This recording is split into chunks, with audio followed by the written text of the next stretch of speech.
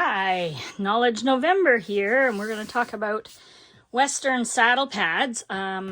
Yesterday's video was about fitting the Western saddle, and I didn't put enough emphasis on the saddle pads. So when we are talking about Western saddles, the bottom of the saddle with the sheepskin, that sheepskin is really a decoration. It is not doing much. It protects the horse from the leather and the screws and whatever else is under there, but it is not meant as a form of protection for the horse, like a anti-concussion or anything like that.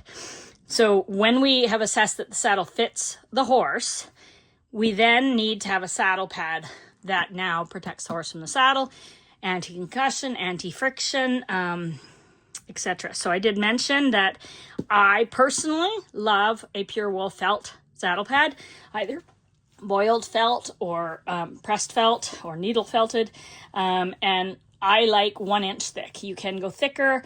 I wouldn't ever go thinner than 3/4, but what I love about felt, again, as I talked about in the English pads, is its true density. What you see is what you're getting. Now, yes, over time it does get flatter, but it takes a very long time. Felt, properly made felt, is dense and it stays that way. It also molds with moisture and riding.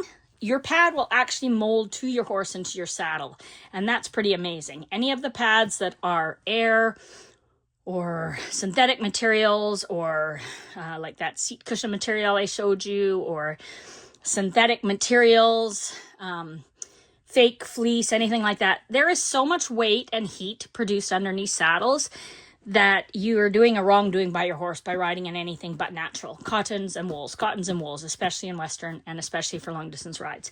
I know they're harder to clean when they're like this, when they're raw wool. You can get the darker wool or the white wool, and yeah, you need to brush it once in a while. You need to hose it down. Again, Western saddles break a few rules.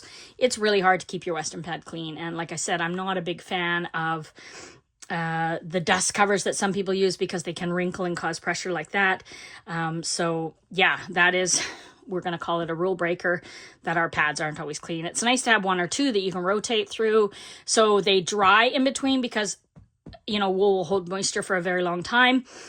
So it's a really good idea to have 1 or 2 that you can rotate if your horse is getting really hot and sweaty. So a good Western pad doesn't have anything sharp, edges, things like that. I love the open with a relief part there. And so this is my own design saddle pad I did with my business partner in the US. What we wanted was a little bit more shape through the head up here, the open wither, and a shim pad that works. So if you've ever, with Western saddles, we can't adjust them. So we have to shim them. And there's a lot of shimmable Western pads on the market. However, I don't like them because they've separated the shims into pockets. And sometimes it's like 1, 2, 3, 4 little rectangles. Now, all horses are different. So what I decided was 1 big pocket is ideal. And this is, my Western pads come with 1/2 inch thick wool felt again, and they fit in this pocket. And what happens is, say we need a front riser, we'll figure out where on your saddle we want the front riser part to go to. So we would cut it. And if we had a bridging saddle, we could cut it here and here.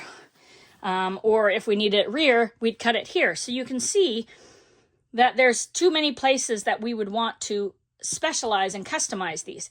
You can buy extra sets of these. So if you cut it and you're like, oh, now I have a new horse and I need the middle one, you can buy an extra set. They're like 50 or 60 bucks. You get a new set of these and you can cut it for your next horse.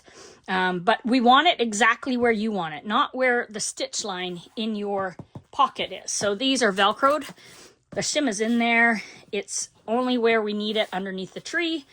Like I said, we go under, we check where the saddle is, where we want the pad to be cut. We cut it, and we cut it on a bit of an angle. Put it back in here. The rest of the pocket can stay empty.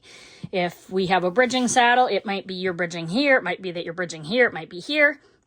We cut it where we need it. We put that back in. It's not going to move. It's on felt inside. It's felt on felt. They won't move. Rear shimming, same thing.